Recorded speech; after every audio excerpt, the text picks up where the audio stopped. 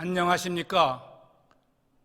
구약 파노라마의 여행 가이드 안홍원 장로입니다.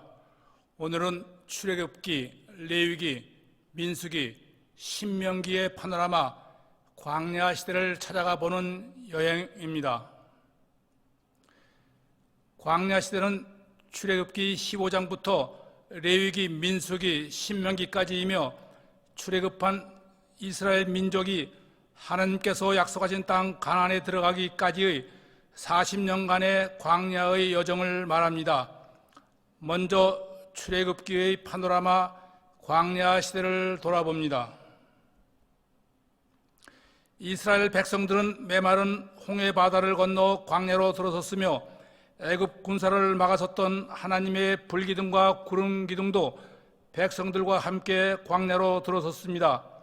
모세가 지팽이를 든 손을 바다 위로 내미니 뒤따라 홍해에 들어선 애굽 그들의 병거들과 마병들 위에 물이 흘러 덮쳤습니다.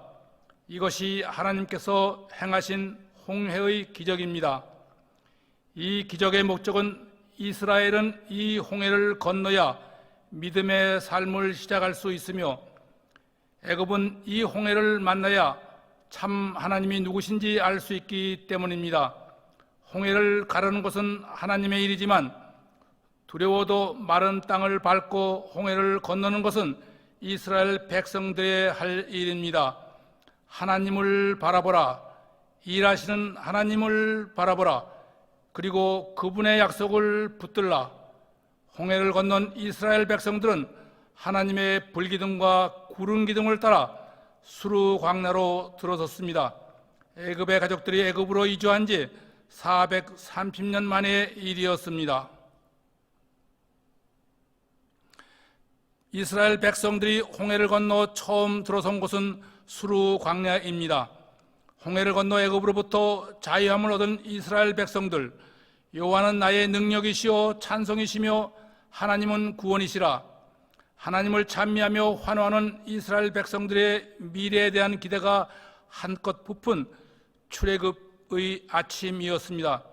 하나님의 능력과 앞으로 이스라엘을 인도하실 하나님을 찬양하는 이 모세의 노래는 성경에 나타난 최초의 시이며 최초의 노래로 우리가 최후에 부르게 될 마지막 찬송의 그림자입니다. 그러나 그 기대와 희망은 경악과 분노로 바뀌었습니다. 그들 눈앞에 펼쳐진 세상은 태양이 자결하는 불타는 사막, 뜨거운 모래바람이 휘몰아치는 물없는 광야였습니다. 애굽의 삶보다 풍요하고 더 나은 삶을 기대하던 이스라엘 백성들에게 불타는 사막, 물없는 광야는 그들이 기대하던 삶이 아니었습니다. 그들은 불타는 사막, 물없는 광야 한복판에서 배를 움켜쥐고 뒹굴어야 했습니다. 오늘 우리가 하나님으로부터 기대하는 것은 무엇입니까? 풍요와 번영입니까? 건강과 장수입니까? 믿음이 없는 사람들은 위기가 닥치면 본색이 드러납니다. 그들의 본색을 그들 자신이 보게 됩니다. 미국으로 이민 온 우리의 기대가 예기치 않는 절망으로 바뀌었습니까? 하나님은 우리가 광야를 사랑하고 가나안을 사랑하기를 원하십니다. 오늘 우리의 기도의 제목들이 무엇입니까? 주님은 우리에게 먼저 하나님 나라와 그 의를 구하라고 말씀하셨습니다. 하나님 나라는 버림과 내려놓음, 나눔과 내어줌으로 삶의 기쁨을 누리는 나라입니다. 의란 하나님 앞에서의 바른 삶, 하나님의 규범에 맞는 삶, 하나님이 기뻐하시는 삶입니다. 이 하나님 나라와 의는 광야의 삶과 가나안을 사랑해야만 얻을 수 있는 나라요 삶임을 알아야 합니다.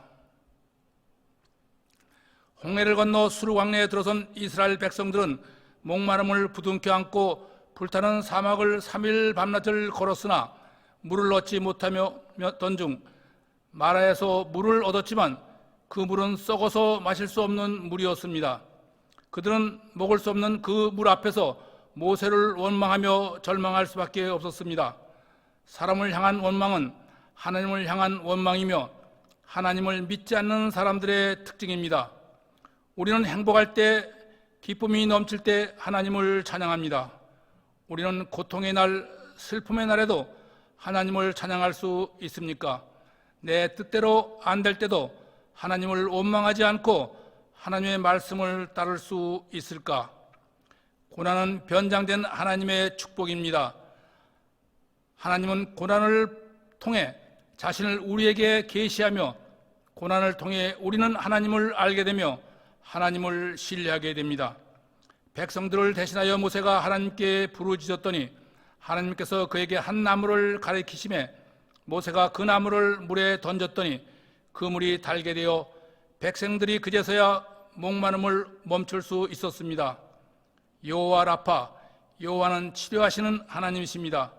이 나무는 우리에게 무엇을 예시하고 있는 것일까 생각해 보셨습니까? 부패한 우리의 세속적 삶에 십자가의 주님을 모셔야 절망에서 소망으로 일어설 수 있음을 기억해야 합니다. 이 나무는 주님의 십자가입니다. 신앙은 인생의 목적이 하나님이셔야 합니다. 믿음의 본질은 하나님을 아는 것이며 광야의 길은 하나님을 알아가는 여정입니다. 오늘 무엇이 우리를 절망케 합니까? 가난입니까? 질병입니까? 세상 사람들로부터 점점 잊혀져가는 자신을 바라보는 것입니까? 이스라엘 백성들은 불타는 사막, 물 없는 광야를 배를 움켜쥐고 뒹굴면서 400년 동안 애굽에 살면서 자신들이 지은 죄악들을 기억해야만 했습니다. 절망 속에서도 자신의 죄를 기억하지 못하고 불평과 원망을 쏟아놓는 그것이 되돌릴 수 없는 절망임을 알아야 합니다. 절망에서 일어설 수 있는 비결은 하나님 앞에서 자신이 낯익임을 깨달아 삶의 모든 기쁨을 하나님의 은혜로만 채우고자 하는 결단에서 시작됨을 깨달아야 합니다. 하나님은 이스라엘 백성들을 자신의 백성으로 택하시고 넘치는 은혜를 부어주셨지만 이스라엘 백성들은 여호와 하나님을 자신들의 신으로 신뢰하는 모습을 보여주지 못하고 있습니다. 오늘 우리는 어떠합니까? 하나님의 은혜를 체험한다면서 구원받은 백성이라고 자부하면서도 아직도 여호와를 하나님으로 신뢰하지 못하는 삶을 사는 것은 무엇 때문입니까?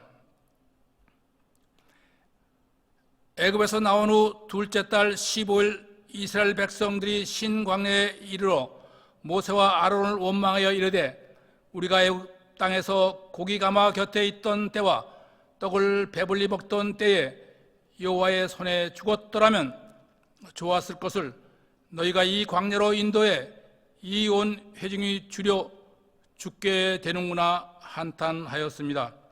하나님께서 모세에게 이르시되 너희가 해질 때에는 고기를 먹고 아침에는 떡으로 배부르리니 내가 여호와 너희 하나님인 줄 알리라고 말씀하셨습니다. 저녁에는 메추라기가 와서 진에 덮이고 아침에는 이슬이 진 주위에 있더니 그 이슬이 마른 후에 광야 지면에 작고 둥글며 서리 같은 가는 것이 있는지라 모세가 그들에게 이르되 이는 여호와께서 너희에게 주어 먹게 하는 양식이라고 말씀하였습니다.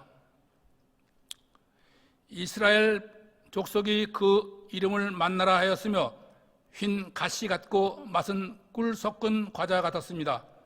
사람이 사는 땅에 이르기까지 이스라엘 자손이 40년 동안 광야를 만나를 먹었으니 가나안 땅 접경에 이르기까지 그들이 만나를 먹었던 것입니다.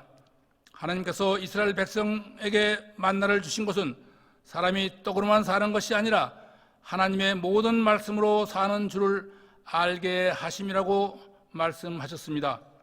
오늘 하나님께서 우리에게 먹고 마심을 주신 것은 우리로 하여금 물질로만 사는 것이 아니라 하나님의 입에서 나오는 모든 말씀으로 살아야 함을 말씀하시는 것임을 알아야 하며 먹고 마심을 통해 하나님은 살아계시며 지금도 일하시며 우리의 필요를 공급하신다는 것을 우리로 하여금 알기를 원하십니다.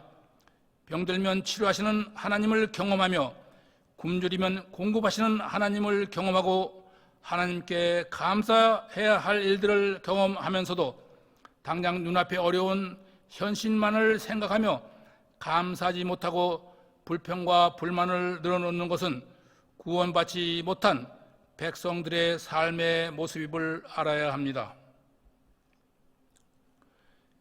이스라엘 백성들이 하나님의 말씀대로 신광야를 떠나 그 노종대로 르비딤의 장막을 쳤으나 마실 물이 없었습니다. 하나님의 말씀대로 사는데도 고난이 올 수 있으며 건강에 문제가 생길 수 있습니다.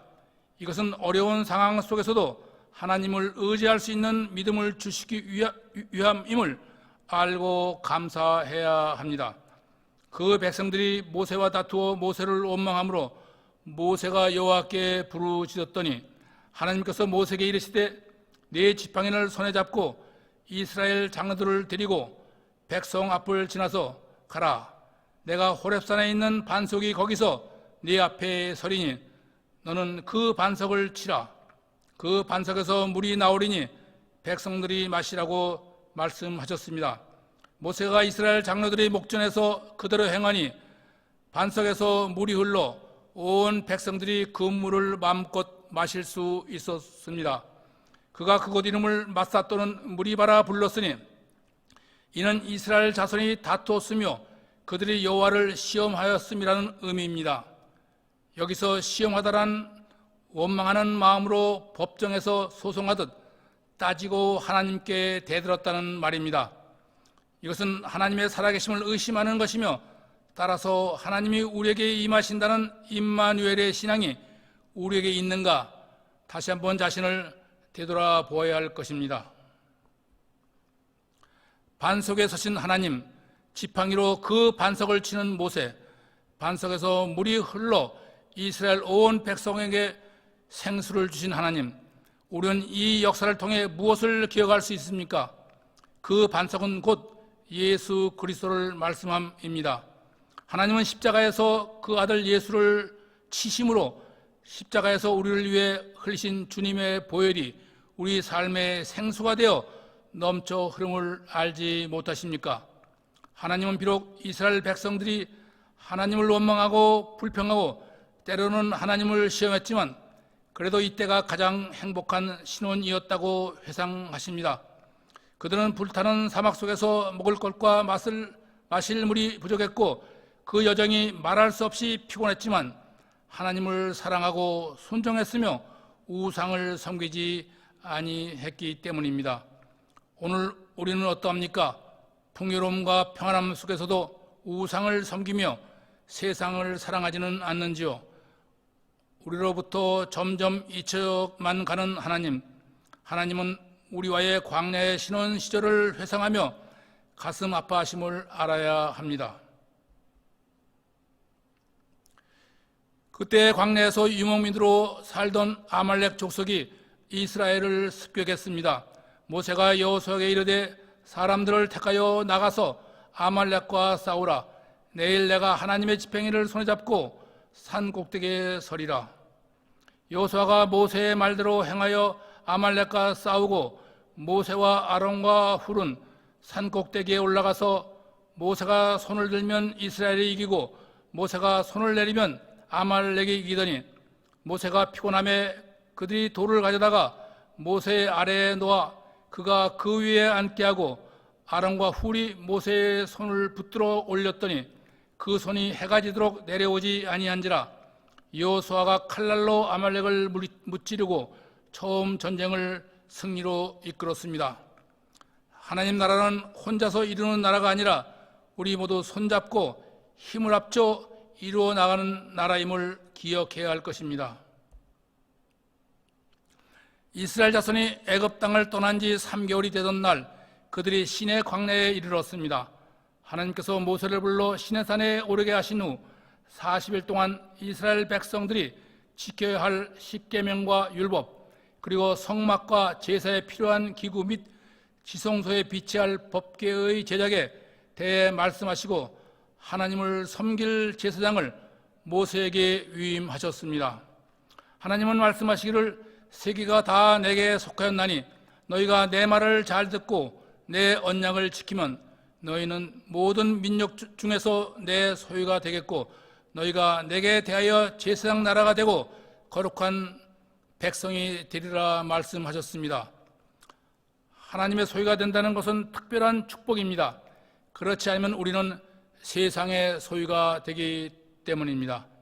하나님의 소유란 하나님과의 특별한 관계를 말하며 제사장의 나라란 우리가 세상의 모든 백성들을 구원으로 인도하는 하나님과 백성들 사이에 중보자가 되므로 다른 사람을 위해 존재한다는 소명을 말씀하며 거룩한 백성이란 세상과 구별된 삶을 살아가며 거룩하게 쓰임받는 하나님의 백성들을 일컬음입니다. 이것이 하나님께서 우리를 하나님의 백성으로 부르신 목적입니다.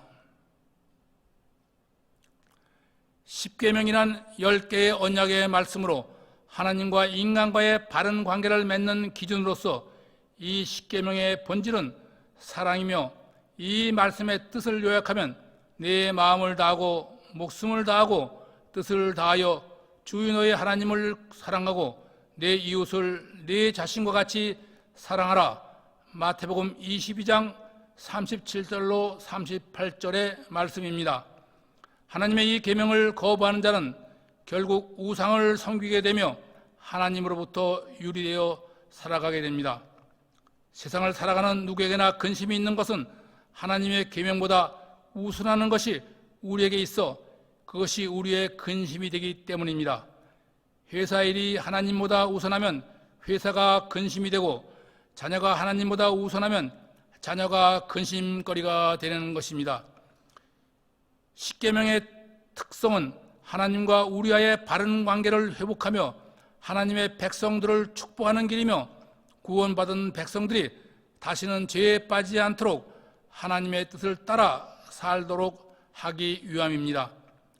여호와의 율법은 도덕법, 곧 하나님과 이웃과의 관계, 의식법, 곧 제자 예배의 의식, 시민법, 사회 규범, 곧 삶에 대한 율법으로 구분됩니다.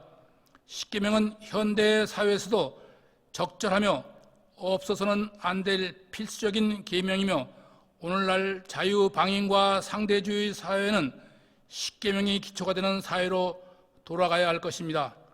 여러분은 하나님의 말씀이 짐이 됩니까? 그 사람은 하나님의 짐이 되는 사람이며 그 말씀이 바로 그 사람이 지고 가야 할 짐이 됨을 알아야 합니다. 성막, 성전은 하나님과 백성 사이의 언약의 증거입니다. 여호와 하나님은 우리의 하나님이시고 우리는 여호와 하나님의 백성이라는 하나님의 언약의 증표입니다. 그러므로 우리는 성전을 드날 때마다 성전을 바라보며 이 언약을 기억해야 하며 그 언약 안에서 우리의 삶을 누려야 합니다. 이 언약은 우리가 성막 안에서의 삶과 성막 밖에서의 삶의 일치를 요구합니다.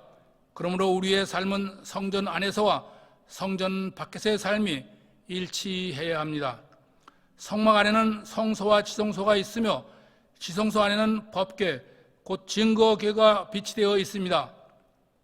성막은 하나님이 임재하시는 거룩한 곳이므로 성막에 들어갈 때는 반드시 몸과 마음을 정결케 하며 불평과 분노를 내려놓고 욕심과 정욕을 버리고 들어가야 합니다.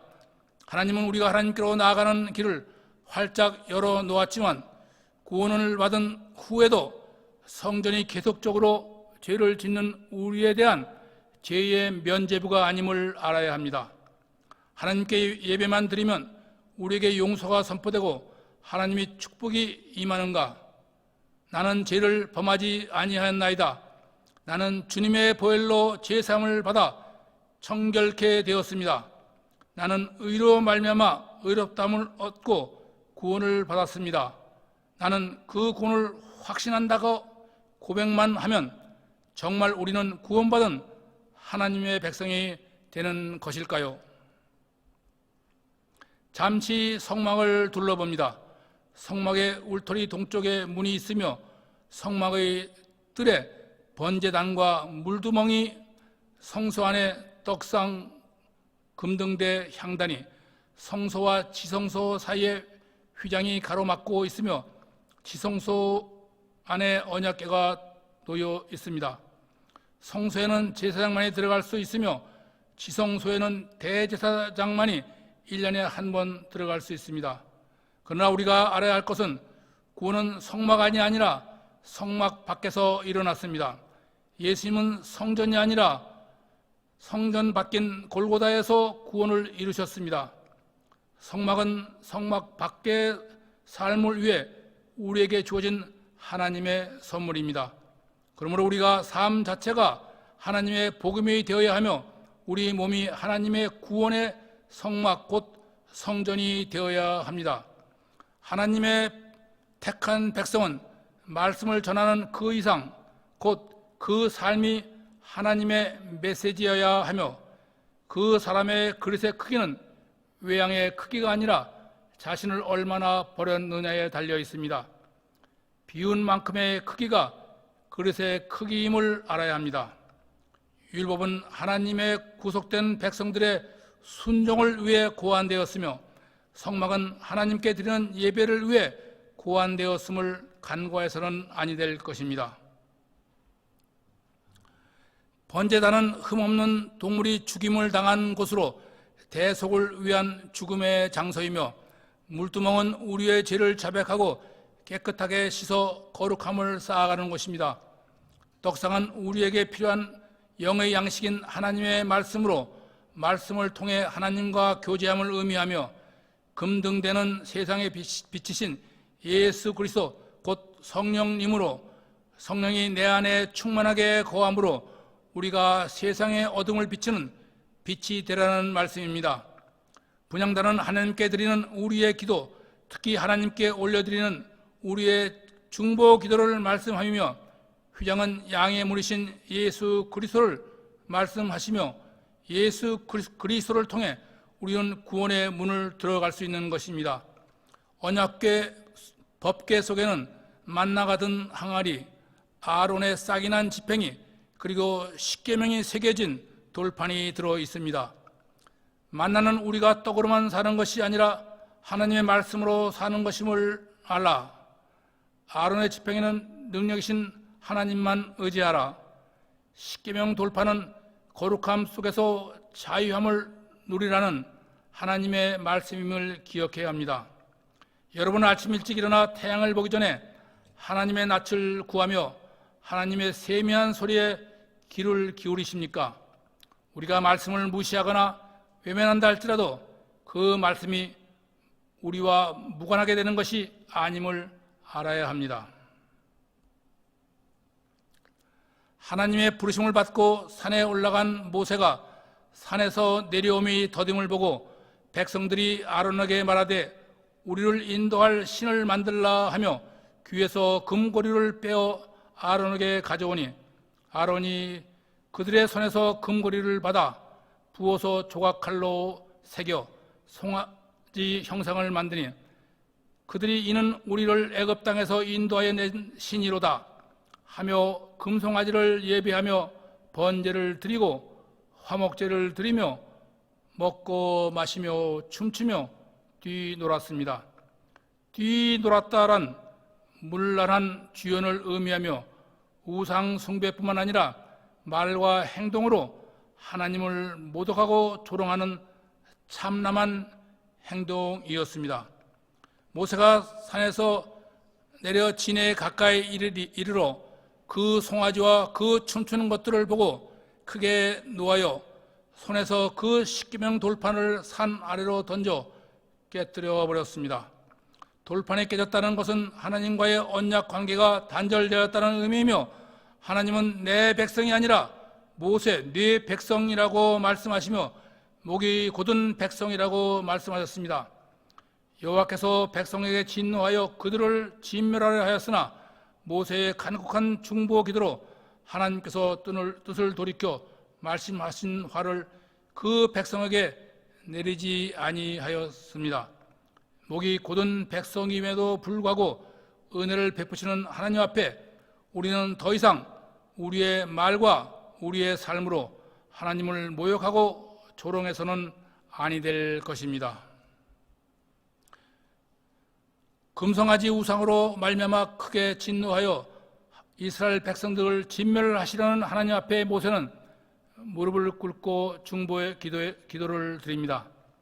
모세의 기도는 하나님의 성품과 하나님의 말씀과 약속, 하나님께서 우리를 위해 베푸신 은혜를 근거로 하나님께 아뢰며 중보 기도를 합니다.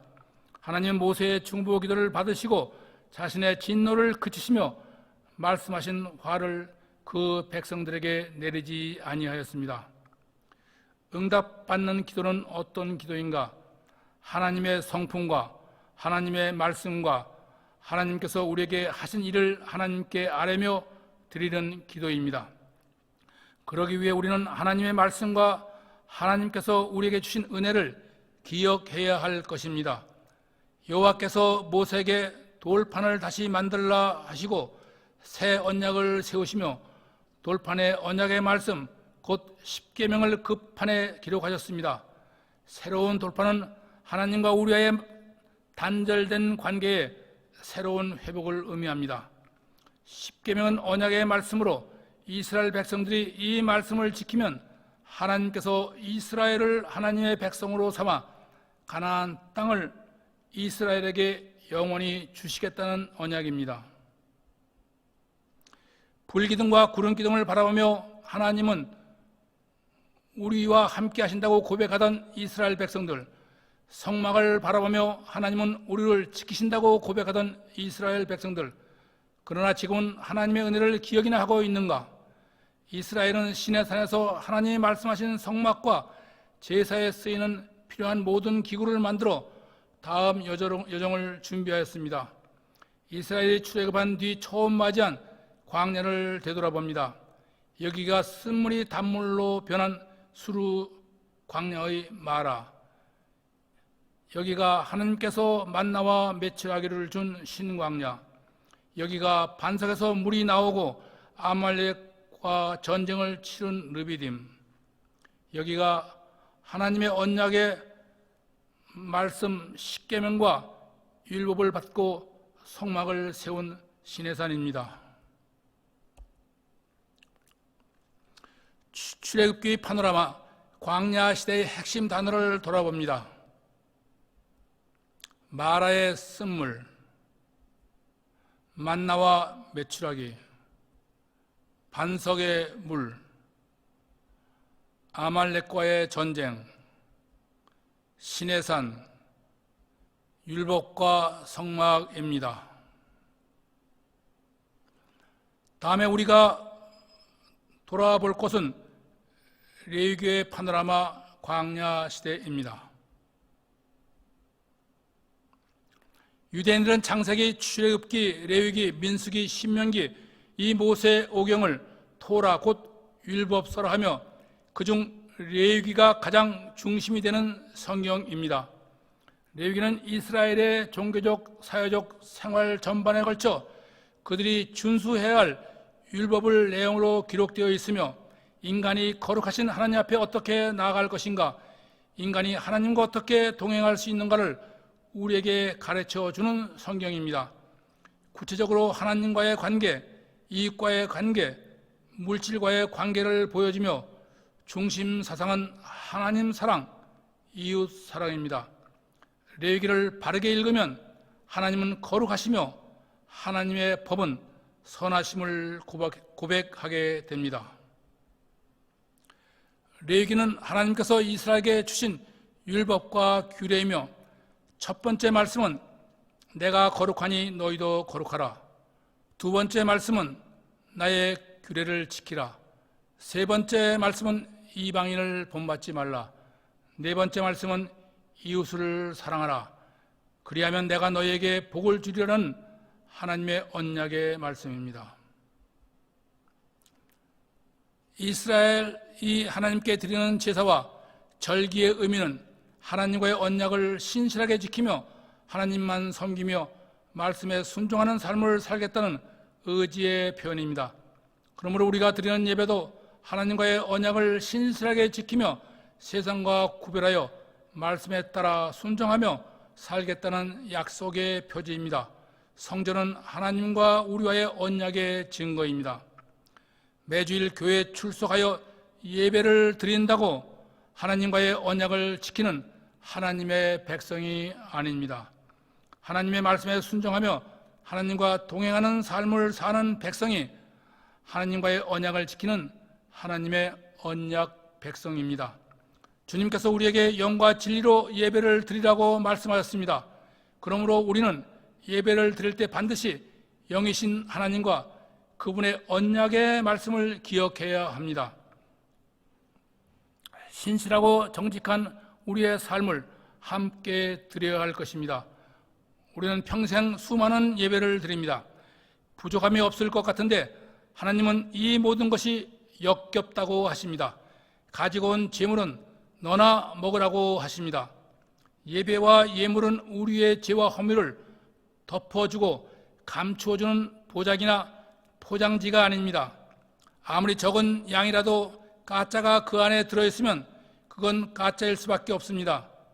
5갈론의 휘발유에 1리터의 물을 넣어 보십시오. 그건 가짜 휘발유가 됩니다. 하나님은 성전에서 하나님과 제사 드리는 사람들을 섬기는 일을 레위인에게 위임하셨으며 레위인 중에서 아론의 자손을 제사장으로 위임하셨습니다. 제사장 직분은 하나님과 사람을 섬기는 일, 곧 제사의식을 집례하는 일과 율법을 가르치는 일이 주어졌습니다. 레위인은 제사장을 도와 제사를 준비하고 제사장의 집례를 도우며 족속에 따라 그 사역이 구분되어 제사를 준비하는 족속, 섬기는 족속, 찬양을 드리는 족속 등으로 그 사역이 구분되었습니다. 오늘 우리는 하나님을 섬기는가 아니면 자기 자신을 섬기는가?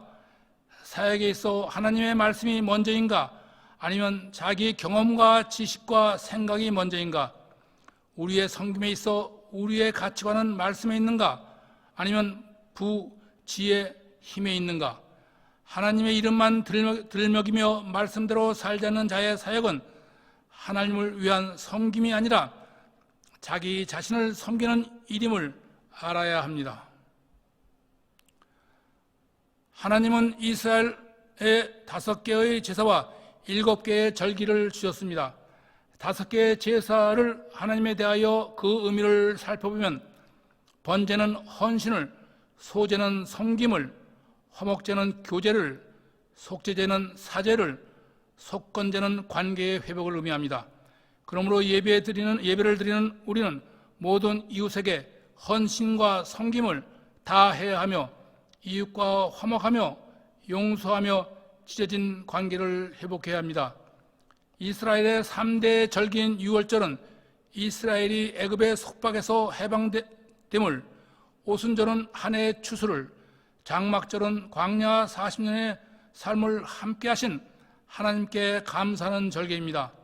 그러므로 우리는 우리를 죄악에서 구원하심과 일용할 양식을 주시며 우리와 고난 속에서도 함께 하시는 하나님께 감사해야 합니다. 특히 구원받은 백성이라면 안식일은 반드시 지켜야 합니다. 안식일은 상실했던 내 안의 성령을 되찾는 길이며 하나님의 형상인 사람됨을 회복하는 길이기 때문입니다. 이것이 이스라엘의 5 제사, 곧 번제, 소제, 화목제, 속죄제, 속건제이며 이 5 제사는 자신의 죄의 속죄함을 통해 거룩과 정결함으로 하나님께 나아가는 길이며 이것이 이스라엘의 7개의 절기, 곧 유월절, 무교절, 초심절, 오순절, 나팔절, 속죄일, 장막절이며 이 7개의 절기는 주신 은혜에 감사함으로 하나님과 동행하는 자의 삶을 말합니다. 하나님을 믿는 우리에게 중요한 삶은 먼저 하나님께 나아가는 삶이요 그 다음에 하나님과 동행하는 삶임을 잊지 말아야 합니다. 이 삶이 주님이 택하신 제자들에게 산상수훈을 통해 말씀하신 제자들의 삶입니다. 레위기의 파노라마 광야 시대의 핵심 단어는 무엇입니까? 율법과 규례, 레위인과 제사장, 오제사 7절기입니다. 다음은 민수기의 파노라마 광야 시대를 돌아봅니다. 민수기의 파노라마 광야 시대는 이스라엘 민족의 40년간 광야에서의 방황과 죽음의 역사입니다. 민수기는 히브리어로 베미드바르 곧 광야에서라는 의미로 가나안에 들어갈 2세들을 위해 모세가 모압 평지에서 기록한 성경입니다. 지난 광야 40년의 여정을 통해 감당할 수 없는 역경 속에서도 하나님의 백성을 인도하시는 하나님의 섭리와 나약한 백성들을 연단시키는 하나님의 사랑과 집념, 그리고 인생의 승리와 축복을 보여주는 하나님의 언약의 말씀입니다. 시내산에 머물던 이스라엘 민족은 하나님의 말씀에 따라 시내산을 출발하기 전에 광야에서 처음으로 유월절을 지켰으며 12지파의 인구를 계수합니다. 광야의 삶에 대한 각오를 다지며 닥쳐올 사탄의 시험에 대비하고자 함입니다. 인구를 조사한 결과 총 인구수는 싸움에 나갈 장정만을 계수 총 60만 3,350명으로 여자들과 아이들을 합치면 200만 명 이상의 민족이 애굽에서 탄생하는 것입니다. 광야에서 처음으로 유월절을 지낸 이스라엘 백성들은 모세가 정한 진영에 따라 성막을 중심으로 시내산을 나와 가나안을 향해 진행합니다. 믿음의 삶을 시작하는 성도들에게는 반드시 사탄의 시험과 공격이 있습니다. 그러므로 우리는 사탄과의 싸움을 위해 항상 자신의 신앙을 계수해야 합니다. 사도 바울은 예배서서를 통해 우리에게 항상 자신의 몸을 세우고 전신갑주를 입고 사탄의 공격에 대비하라고 말씀하십니다. 광야에 나온 이스라엘이 성막을 세운 날에 구름이 성막을 덮었으며 하나님께서는 구름이 성막 위에 떠오를 때에 이스라엘 자손이 행진을 하라 하셨고, 구름이 성막 위에 머물 때에는 이스라엘 자손이 행진을 멈추도록 명령하셨습니다. 이스라엘 백성들은 하나님의 명령에 따라 한 달이든 1년이든 구름이 머물러 있을 때는 행진을 멈추었고, 언제든지 구름이 성막 위에 떠오르면 행진하였습니다. 때로는 그들의 생각과 계획과는 상관없이 구름이 떠오르고 멈추어 섰지만 이스라엘 백성들은 하나님의 말씀대로 진행하고 멈추어 서기를 반복했습니다. 오늘 우리의 길을 인도하시는 분은 하나님이십니다. 하나님의 말씀에 따라 멈출 때가 있고 가야 할 때가 있음을 분별할 줄 알아야 합니다. 인구조사를 마치고 시내산을 출발한 이스라엘 백성들은 바란 광야의 가데스 바네아에 머물며 12지파의 총회를 열어 가나안을 정탐하기로 하고 각 지파에서 한 사람씩 총 12명을 가나안 정탐에 내보냅니다. 여기가 시내산, 이곳이 모세의 누이 미디암이 모세를 비방하다가 문둥병에 걸린 하세롯, 여기가 이스라엘이 머문 바란 광야, 여기가 이스라엘이 정탐을 떠난 바란 광야의 가데스 바네아, 여기가 가나안의 남단인 브엘세바, 그리고 여기가 가나안입니다.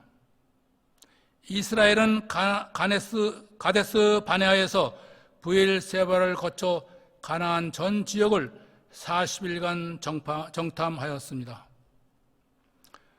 40일간 가나안을 정탐하고 돌아온 12명의 정탐꾼들이 총회 앞에서 자신들이 정탐한 것을 보고합니다. 정탐꾼 10명은 보고하기를 과연 그 땅은 젖과 꿀이 흐르는 땅입니다.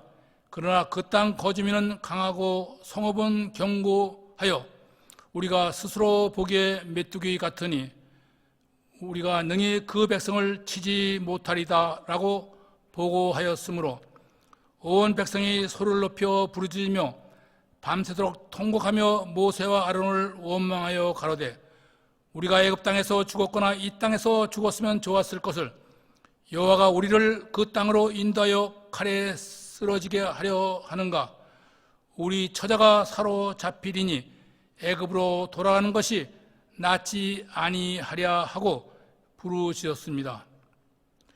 우리는 같은 자리에서 같은 것을 본다고 해도 서로 다른 것을 보게 됩니다.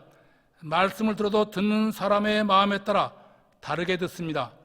사람은 보이는 대로 보지 않고 자기가 보고 싶은 대로 보며 들리는 대로 듣지 않고 듣고 싶은 대로 듣기 때문입니다. 어떤 마음으로 듣고 어떤 마음으로 보느냐에 따라 그 의미가 다르기 때문입니다. 우리는 어떤 마음으로 듣고 어떤 마음으로 보아야 하는가? 하나님의 눈으로, 하나님의 마음으로, 하나님의 말씀 안에서 듣고 보아야 바로 들을 수 있습니다. 하나님을 믿는 사람과 믿지 않는 사람은 같은 것을 보고도 다른 것을 보게 되며 다른 판단을 하게 됩니다. 우리의 말과 판단은 우리의 생각이 밖으로 표출되는 것이므로 우리의 생각이 바로 서야 합니다. 우리의 생각이 바로 서기 위해서는 우리의 생각의 재료가 무엇에 달려 있습니다. 오늘 우리의 생각의 재료가 하나님의 말씀인가 아니면 세속적인 세상의 정보인가 곰곰이 생각해 보시기 바랍니다. 모세와 아론이 이스라엘 자손의 온 회중 앞에 엎드린지라 정탐자 중 여호수아와 갈렙이 자기들의 옷을 찢으며 이르되 우리가 두루 정탐한 땅은 심히 아름다운 땅이라 여호와께서 우리를 기뻐하시면 우리를 그 땅으로 인도하여 드리고 그 땅을 우리에게 주시리라. 여호와를 거역하지 말라. 여호와께서 우리와 함께 하시니 그 땅 백성을 두려워하지 말라. 그들은 우리의 먹이라라고 담대히 외쳤습니다. 온 회중이 여호수아와 갈렙을 돌로 치려 하는데 그때 하나님의 영광이 이스라엘 모든 자손에게 나타나셨습니다. 하나님을 믿지 못하고 멸시하는 이스라엘 백성들을 멸하고자 하시는 하나님 앞에 모세의 중보로 하나님께서 노여움을 멈추셨으나 여호와를 원망하는 백성들에게 징계를 내리셨습니다. 너희는 그 땅을 정탐한 날 수인 40일의 하루를 1년으로 쳐서 그 40년간 너희의 죄악을 담당할지니 너희의 시체는 이 광야에 엎드려질 것이요 너희의 자녀들은 너희 반역한 죄를 지고 너희 시체가 광야에서 소멸될 때까지 40년을 광야에서 방황하는 자가 되리라 말씀하셨습니다. 갈렙과 여호수아 외에는 내가 너에게 살게 하리라는 땅에 결코 들어가지 못하리라 하셨습니다. 정탐하고 돌아와 그 땅에 대하여 악평한 자들은 여호와 앞에서 재앙으로 죽었고 여호수아와 갈렙은 생존하여 가나안에 들어갈 수 있었습니다. 하나님의 약속을 믿지 못하는 자의 삶은 재앙일 뿐임을 알아야 합니다. 성경에 나오는 이스라엘 최초의 집단 반역 사건이 고라의 반역입니다.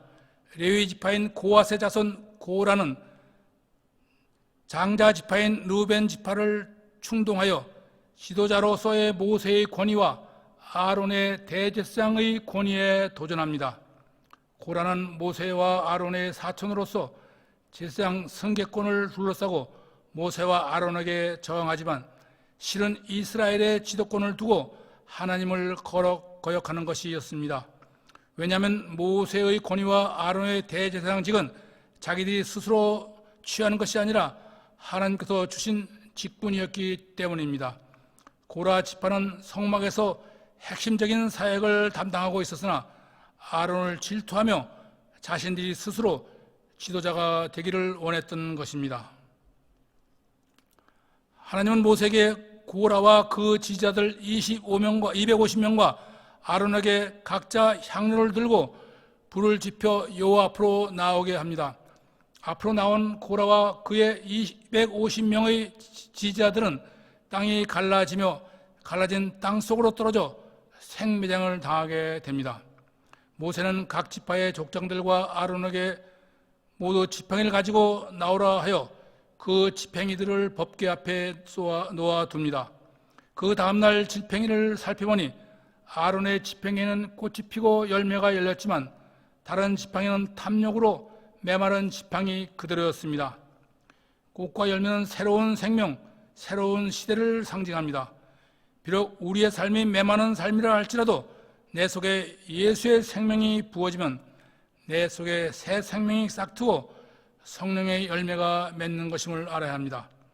이로써 모세의 권위와 아론의 제사장직은 하나님으로부터 위임되는 것이 증명되었던 것입니다. 하나님을 섬기는 일은 왕이 아니라 종이 되는 것임을 알아야 합니다. 38년 동안 광야를 방황하던 이스라엘 2세들이 가데스에 이르더니 미리암이 그곳에서 죽고 회중이 무리 없으므로 하나님을 원망하며 모세와 아론에게 모여들어 다투었습니다. 너희가 어찌하여 여호와의 회중을 이 광야로 인도하여 우리와 우리 심성을 여기서 죽게 하느냐?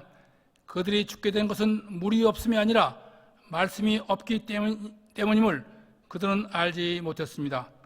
불평과 원망, 다툼은 습관화됩니다. 불평과 원망은 과거로 돌아가는 삶입니다. 불평과 원망은 하나님의 은혜를 보잘것없는 것으로 취급하는 하나님의 이름을 망령되게 하는 것입니다. 광야의 세들은 그들이 1세들을 보고 자란 세대입니다. 자녀들은 아버지의 등을 보고 자라며 어머니의 가슴을 보고 자람을 기억하셔야 합니다. 하나님께서 모세에게 이르시되 지팡이를 가지고 아론과 함께 회중을 모으고 그들의 목전에서 반석에게 명하여 물을 내라 하라 하고 네가 그 반석이 물을 내게 하여 회중과 그 짐승에게 마시게 할지니라고 말씀하셨습니다. 모세와 아론이 회중을 그 반석 앞에 모으고 이르되 반역한 너희여 들으라.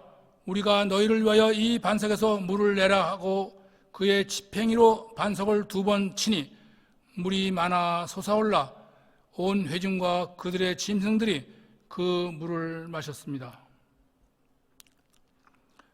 여호와께서 모세와 아론에게 이르시되 너희가 나를 믿지 아니하고 이스라엘 자손의 목전에서 내 거룩함을 나타내지 아니하므로 너희는 이 회중을 내가 그들에게 준 땅으로 인도하여 드리지 못하리라 말씀하셨습니다.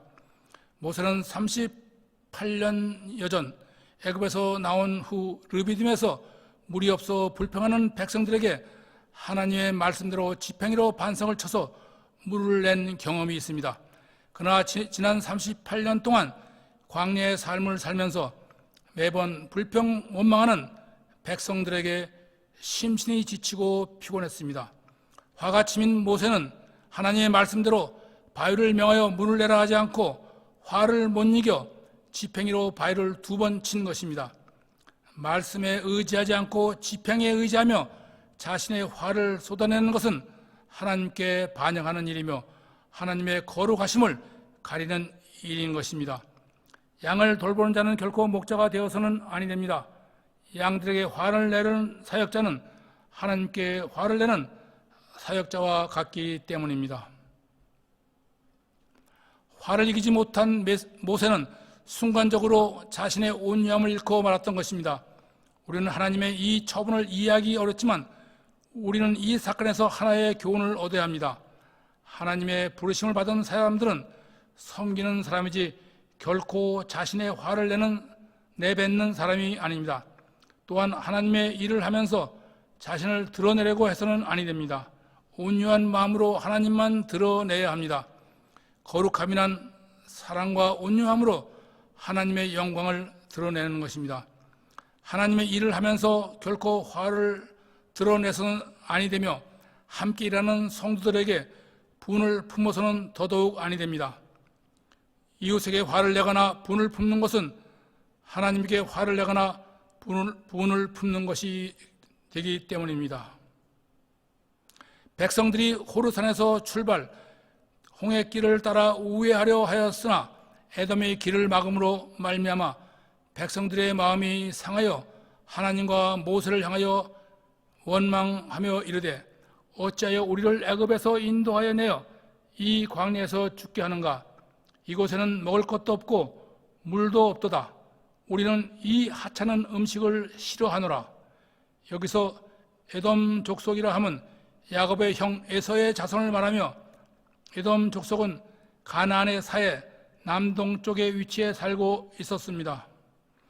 호르에서 요단강 동편으로 우회하여 가나안에 들어가려던 이스라엘은 에돔 땅을 지나가야만 했습니다. 그런데 에돔은 형제의 족속이지만 이스라엘 백성들이 자신의 땅을 지나면서 음식과 물을 축낼 것이 두려워 그 길을 막아선 것입니다.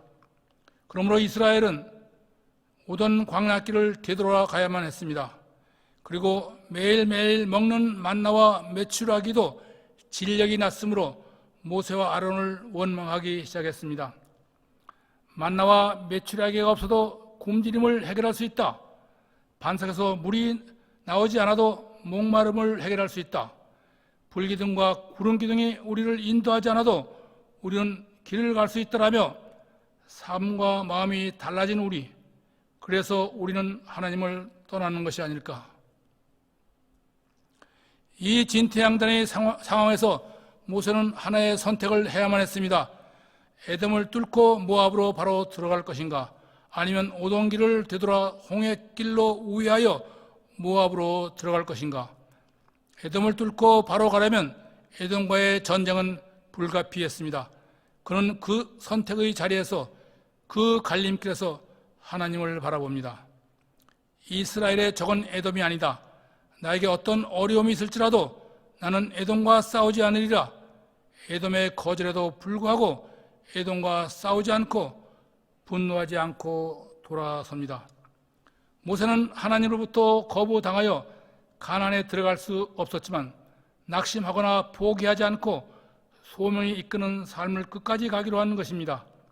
소명이 있는 삶과 소명이 없는 삶은 그 갈림길에서 선택이 다릅니다. 여러분에게는 하나님의 소명, 부르심이 있습니까? 에돔의 거절로 온 길을 되돌아가는 일로 인하여 이스라엘이 하나님을 원망하며 불평함으로 여호와께서 불뱀을 백성 중에 보내어 백성을 물게 하시니 백성 중에 죽는 자가 많은지라. 모세가 백성을 위하여 하나님께 기도하며 여호와께서 모세에게 이르시되 놋뱀을 만들어 장대에 매달라 뱀에 물린 자마다 그것을 보면 살리라 말씀하셨습니다. 모세가 놋뱀을 만들어 장대에 매다니 놋뱀을 쳐다본 사람마다 뱀 독에서 치유되어 죽지 않게 되었던 것입니다.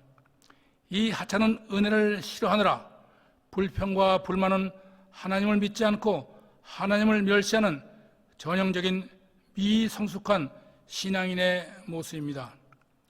아직도 우위만을 고집하는 성숙하지 못한 신앙, 아이들처럼 떼를 쓰는 기복 신앙 안에 머무는 성도들, 하나님을 알지 못하고 삶도 바르지 못하면서 열심히 기도는 합니다.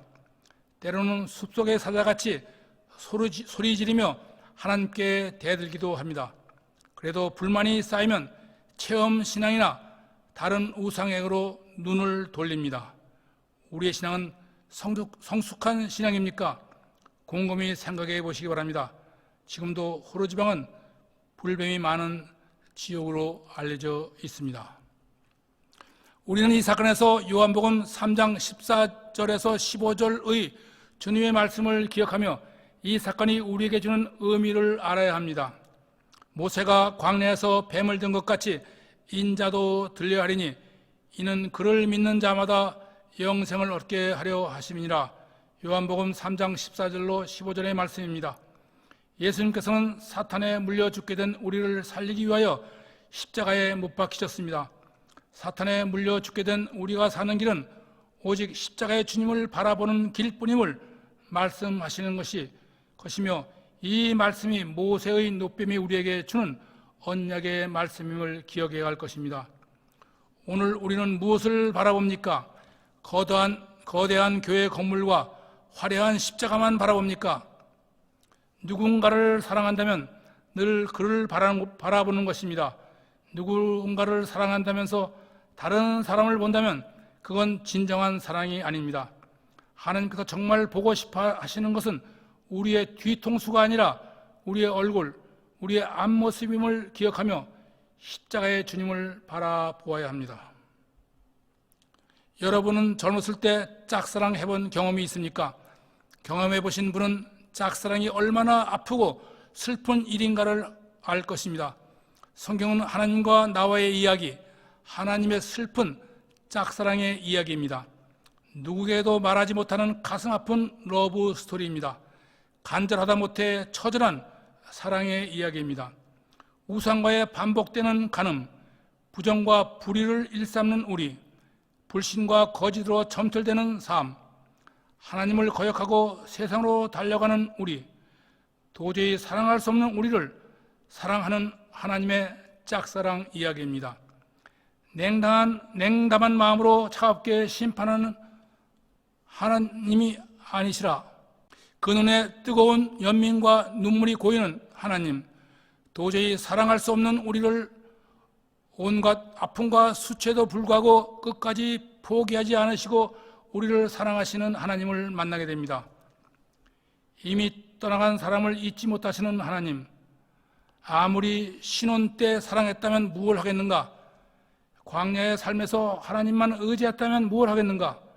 지금은 모두 등 돌리고 떠난 사람을 기억하시는 하나님, 떠나간 아들이 언제 돌아올까 목 긴 기다림으로 동구 밖을 내다보는 늙은 아버지, 얼마나 안쓰러운 하나님 아버지신가. 오라 우리가 여호와께 돌아가자. 여호와께서 우리를 찢으셨으나 도로 낫게 하실 것이요 우리를 치셨으나 싸매어 주실 것임이라. 호세아 6장 1절의 여호와의 말씀입니다.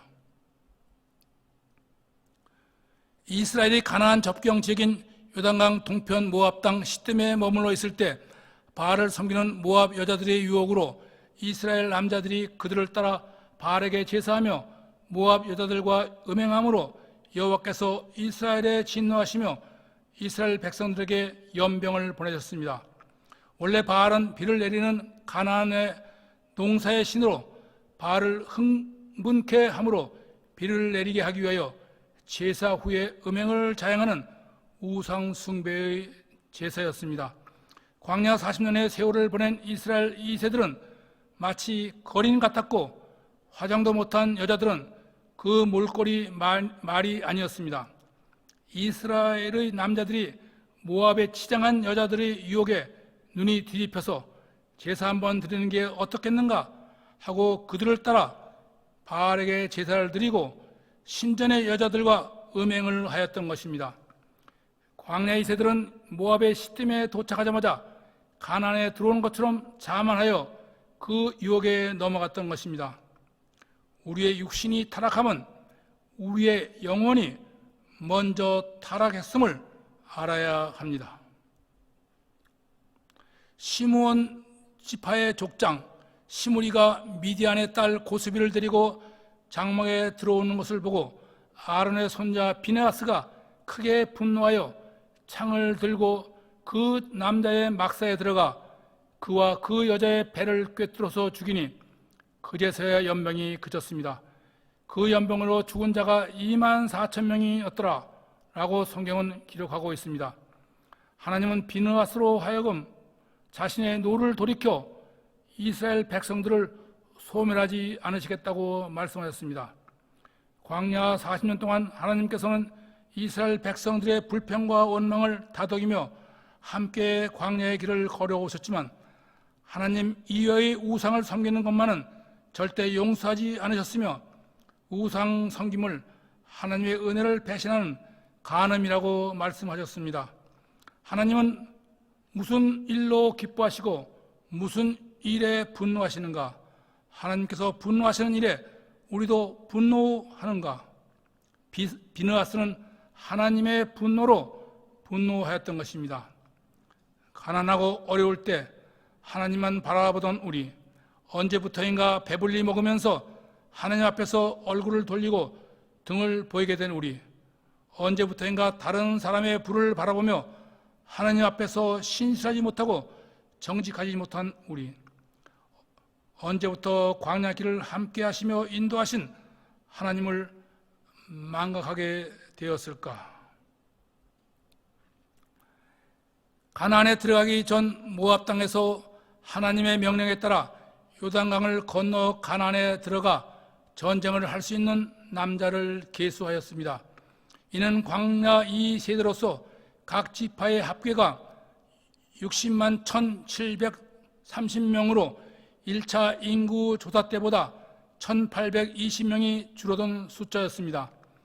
숫자가 거의 줄지 않은 것은 광야 40년 동안 하나님의 은혜가 변하지 않고 계속되었다는 사실을 말해주는 것입니다. 우리가 1차 인구조사와 2차 인구조사를 비교할 때 특별히 눈에 띄는 지파는 시므온 지파와 유대 지파입니다. 시므온 지파는 1차 인구조사 59,300명, 2차 인구조사 22,200명입니다.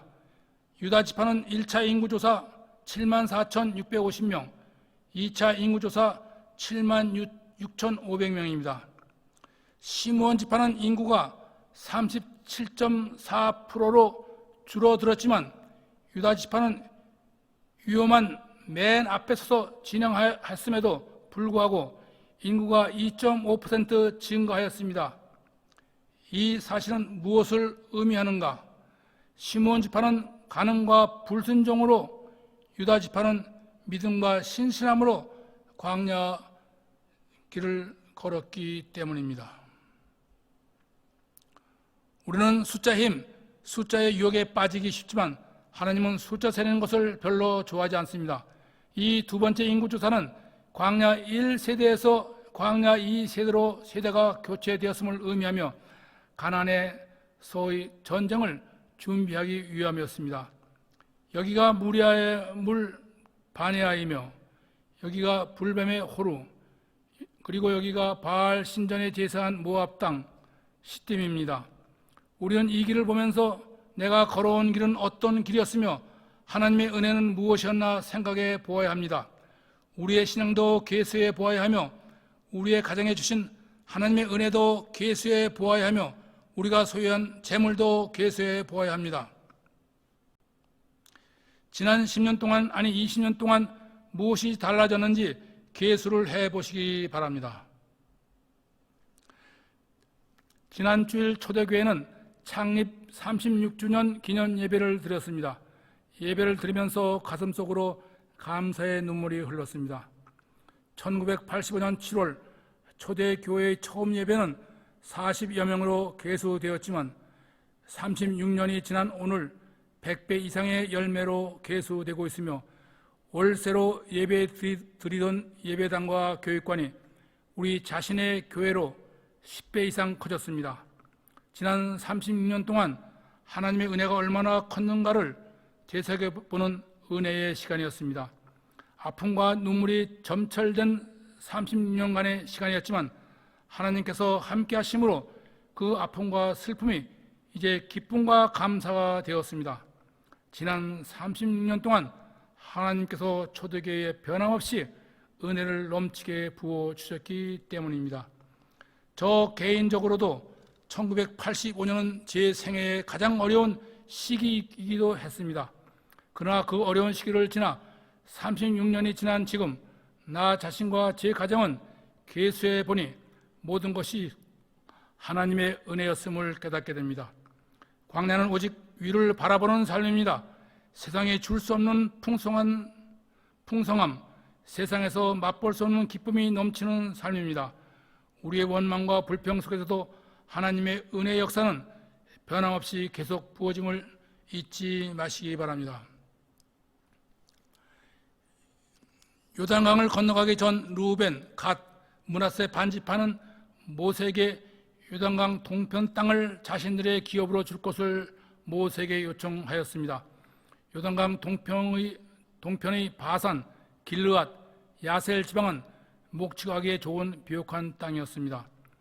모세는 그들이 다른 지파들과 함께 요단강을 건너 가나안을 정복한 후에 그 지역을 그들의 기업으로 줄 것을 약속함으로 그들을 설득하여 다른 지파와 함께 가나안의 전쟁에 동참하도록 함으로써 이 분열의 위기를 넘기게 됩니다. 그리하여 므낫세 반 지파, 갓 지파, 르우벤 지파는 가나안 정복 후 비옥한 요단 동편 지역을 기업으로 받아 풍요를 누릴 수 있었습니다. 그러나 이스라엘 지파 중 가장 먼저 죄악의 길로 들어서며 요단강 동편에서 아람, 암몬, 모압 자손에 밀려 기업을 빼앗기고 요단강 서편으로 이주하는 수치스러운 지파가 되었던 것입니다. 우리가 이 땅에 살면서 무엇을 선택할 것인가는 매우 중요한 일입니다. 구원, 우리의 번영과 몰락이 그 선택으로 결정되기 때문입니다. 여호와께서 모세에게 이르시되 너는 이 아바림 산에 올라가서 내가 이스라엘 자손에게 준 땅을 바라보라. 본 후에 네 형 아론이 돌아간 것 같이 너도 조상에게 돌아가리니 이는 신광야에서 회중이 분쟁할 때 너희가 내 명령을 거역하고 그 물가에서 내 거룩함을 그들의 목전에 나타내지 아니하였음이라. 이 물은 신광야 가데스의 무리바 물이니라. 여호와께서 모세에게 이르시되 눈의 아들 여호수아는 그 안에 영이 머무는 자니 그에게 안수하고 위탁하여 온 회중을 그에게 복종하게 하라고 말씀하셨습니다. 하나님의 말씀에 따라 여호수아를 그의 후계자로 세우는 것이 모세의 마지막 과제였습니다.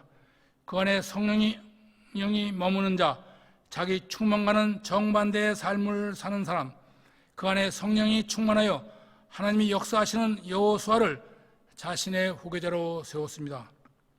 내가 나의 생애 마지막에 해야 할 일은 무엇인가 곰곰이 묵상해 보시기 바랍니다.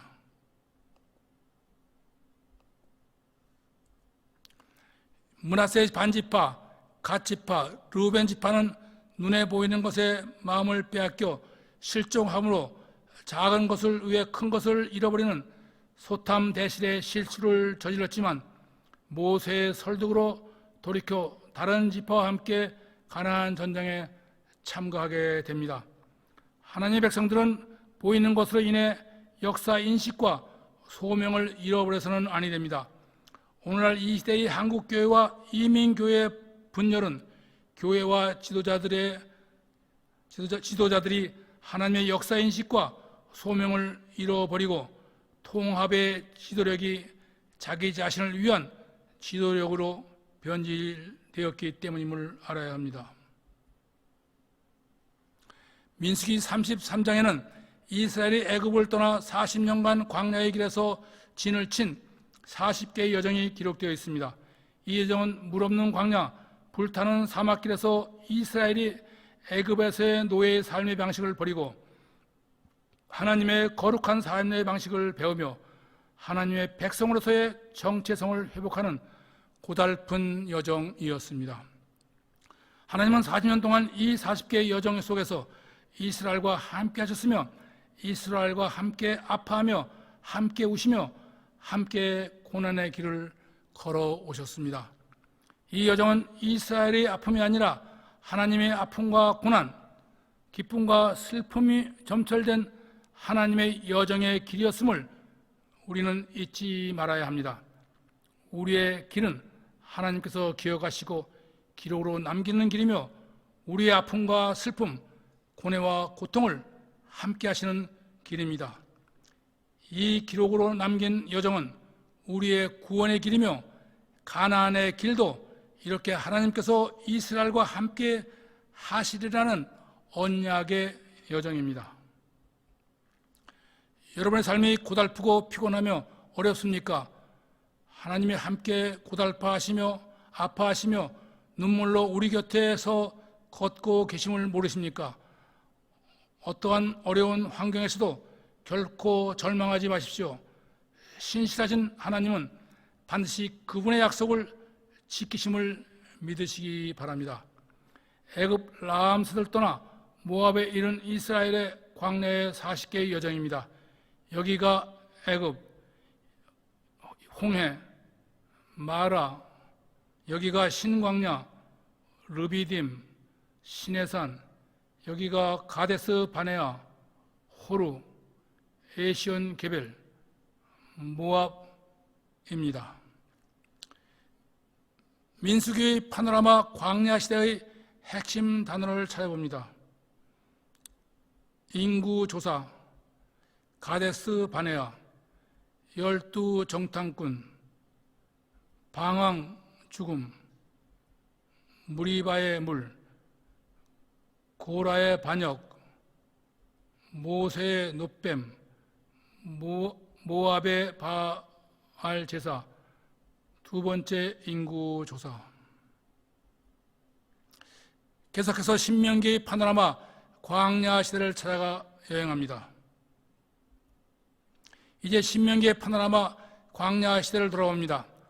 신명기는 두 번째 율법이라는 의미로 하나님의 언약과 율법을 기록하고 그 말씀에 순종하라고 권면하는 말씀으로 지난 40년간의 하나님께서 함께 하신 광야 생활을 회고하며 광야 2세들에게 주는 하나님의 언약이며 모세의 마지막 설교입니다.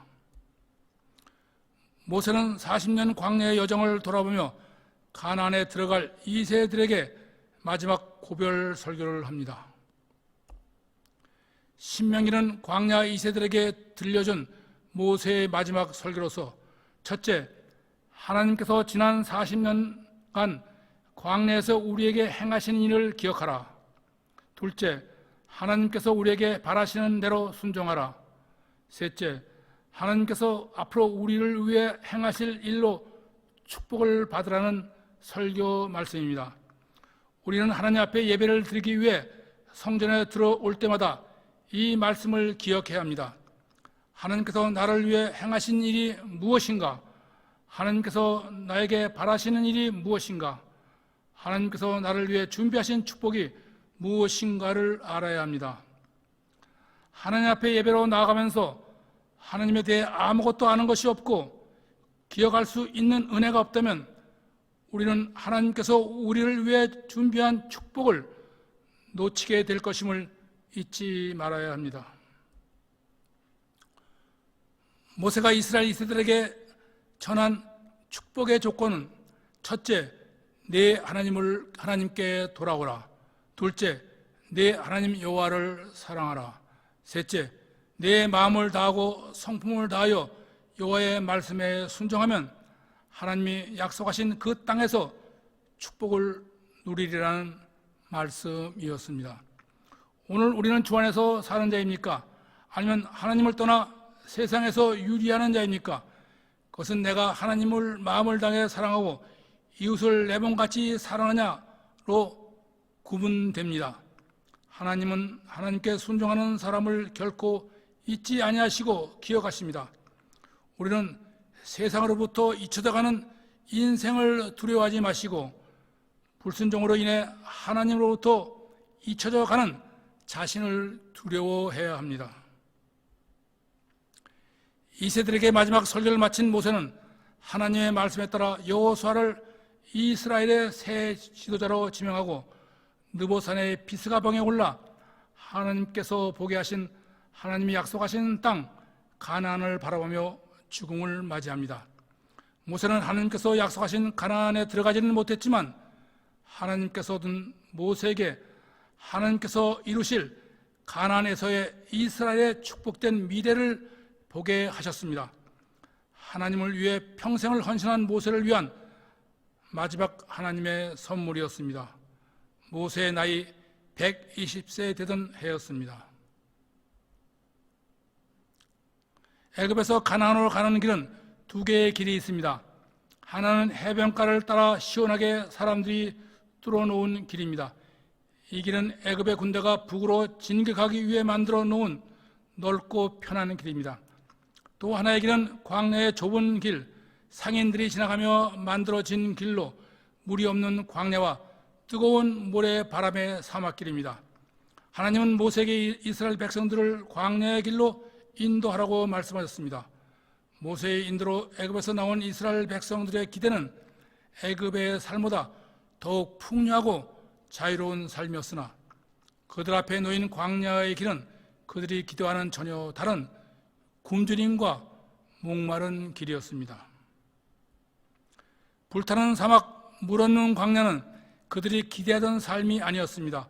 왜 하나님은 우리로 하여금 광야의 길로 가게 하시는가? 하나님께서는 왜 살아가는 백성 우리를 풍요한 삶으로 축복하시지 않고 때로는 가난과 궁핍, 아픔과 고통 속으로 몰아넣는가?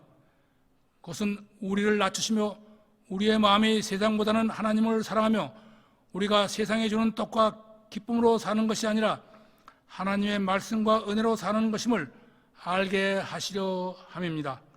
광야는 자신의 재물과 지식, 명예가 한 모금의 물만도 못한 곳입니다. 광야는 자신의 소유, 능력이 아무 쓸모가 없는 곳입니다. 광야는 자신의 가치관, 교만, 거짓, 본색이 드러나는 곳입니다. 이것은 하나님의 나라는 재물, 지식, 명예가 하나님의 말씀 한마디만도 못한 곳이며 자신의 소유나 능력이 아무 소용이 없다는 말씀입니다. 더 나아가 자신의 가치관, 교만, 거짓을 씻어버려야만 살 수 있는 곳이라는 말씀입니다. 그러므로 하나님이 약속한 하나님 나라의 삶을 사는 자는 자신을 낮추고 하나님만 의지해야 하며 지금까지 애굽 세상에서의 삶과 노예 근성을 버리고 하나님의 자유로운 백성으로 살아가야 함을 말씀하는 것입니다. 여러분은 어떤 길을 택하시겠습니까? 사람의 길입니까? 아니면 광야의 길입니까? 더 나아가 광야는 하나님의 세미한 음성을 들을 뿐만 아니라 하나님을 만날 수 있는 곳입니다. 하나님의 삶의 방식을 배우며 자신을 낮추며 내려놓음, 나음과 내어줌을 배우는 하나님의 순종학교입니다. 불타는 사막 속에서 죄의 고통을 알게 하며 물 없는 광야에서 말씀의 기가를 깨닫게 합니다. 만나와 메추라기를 먹으며 사람은 떡으로만 사는 것이 아니라 하나님의 입에서 나오는 말씀으로 살아가야 함을 경험하게 합니다. 때로 우리는 삶의 궁핍과 아픔을 경험하게 됩니다. 그럴 때마다 우리는 하나님이 이스라엘에게 주신 이 말씀을 기억하며 하나님의 약속과 하나님께서 우리와 함께 하심을 믿고 절망하지 말고 소망 속에서 그 아픔과 고통을 이겨내야 할 것입니다. 우리가 잘 아는 프랭크 시나트라의 마이 웨이는 누구나 잘 아는 감동적인 노래이지만 그의 삶은 그 노래만큼 감동적이었을까? 인간은 누구나 화려하지 않았던 간에 때가 되면 인생의 무대에서 내려와야 합니다. 그가 인생이라는 무대에서 마지막으로 내려올 때 하나님 앞에 감사함으로 설 수 있었을까? 우리가 이 땅을 떠나 하나님 앞에 설 때 우리는 하나님 앞에 감사함으로 설 수 있을까? 하나님은 우리의 삶에 대해 무엇이라고 말씀하실까? 이스라엘의 광야의 삶을 통해 우리는 무엇을 배워야 하는가? 세상에는 사람이 만든 길과 하나님의 길이 있습니다. 우리의 길은 어떤 길을 택해야 하는가? 곰곰이 생각해 보시기 바랍니다. 신명기의 파노라마 광야 시대의 핵심 단어들을 돌아봅니다. 두 번째 율법, 광야의 길, 축복의 조건, 모세의 설교, 모세의 죽음. 지리적으로 보는 창세기의 파노라마입니다. 여기가 우루, 여기가 하란, 여기가 가나안, 여기가 애굽입니다. 지리적으로 보는 출애굽기의 파노라마입니다. 여기가 애굽, 여기가 홍해, 여기가 신광야, 여기가 시내산입니다. 지리적으로 보는 레위기의 파노라마입니다. 여기가 시내산, 여기가 이것이 하나님이 주신 십계명 돌판, 이것이 성막, 이것이 법궤 언약궤입니다. 지리적으로 보는 민수기의 파노라마입니다.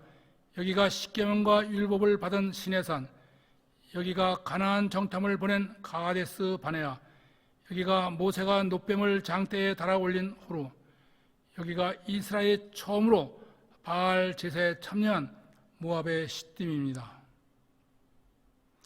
지리적으로 보는 신명기의 파노라마입니다. 여기가 모압이며 여기가 모세가 죽은 느보산입니다. 지리적으로 보는 창세기 신명기의 파노라마입니다. 우르로부터 가나안을 거쳐 애굽까지가 창세기, 애굽에서 홍해를 거쳐 시내산까지가 출애굽기, 시내산에서 3개월 머무는 때가 레위기, 시내산에서 가데스 바네아를 거쳐 모압까지가 민수기, 모압에 머무는 때가 신명기의 파노라마입니다. 다음 질문에 답해 보시기 바랍니다. 히브리 민족을 억압한 나라는 애굽, 애굽에 내린 재앙은 몇 번? 10재앙. 쓴물을 만난 곳은 마라.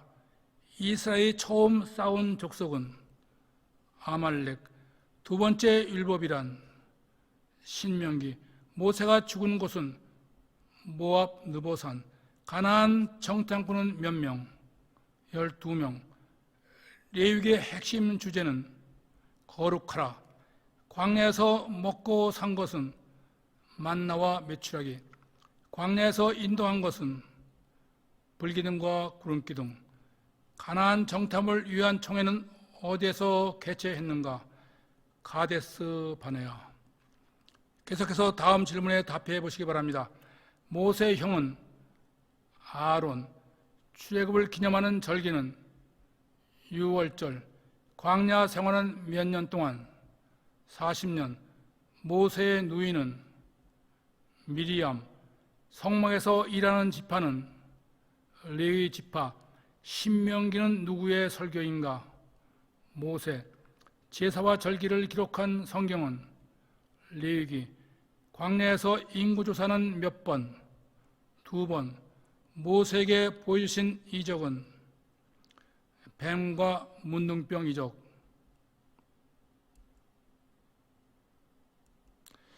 창세기에서 신명기까지의 핵심 단어를 찾아봅니다.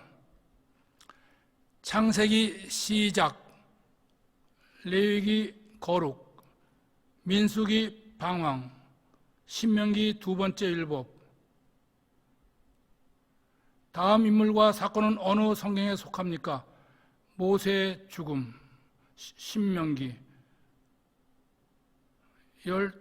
홍수, 창세기, 12 정탐꾼, 민수기, 10재앙, 출애굽기, 5 제사, 레위기, 2번의 인구조사, 민수기, 3번의 설교, 신명기, 아브라함, 창세기, 성막, 출애굽기, 7절기, 레위기. 빈칸을 채워봅니다. 400년 속박, 모세. 바로 앞에 선 모세. 내 백성을 보내라.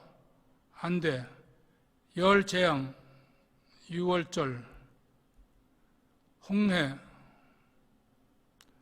시내산, 율법, 성막, 레위인, 제사장, 5 제사, 7절기, 인구조사, 가데스, 바네아, 12 정탐꾼, 방황, 죽음, 모압, 두 번째 율법, 모세의 설교, 모세의 죽음. 오늘의 구약 파노라마 여행을 마칩니다. 기도하겠습니다. 사랑과 은혜가 충만하신 아버지 하나님, 연약하고 패역한 우리를 사랑하시며 우리와 함께 하시며 여기까지 인도하신 하나님 아버지 은혜를 감사합니다. 말씀을 통해 하나님의 일하심을 보게 하시며 우리의 축복된 미래를 보게 하시니 감사합니다. 하나님을 사랑하며 말씀에 순종하며 하나님과 함께 광야의 길을 가는 우리 되게 하사 우리의 삶에 가난을 사랑하고 버림과 내려놓음, 나눔과 내어줌의 삶이 넘치게 하여 주시옵소서. 예수님의 이름으로 기도합니다. 아멘. 오늘 강의를 수강하신 분은 반드시 출석 확인을 해주시기 바랍니다. 다음 시간은 여호수아의 파노라마 정복 정착 시대와 사사기 룻기의 파노라마 사다 시대를 찾아가는 여행입니다. 다음 주 건강한 모습으로 다시 뵙기 바랍니다. 감사합니다.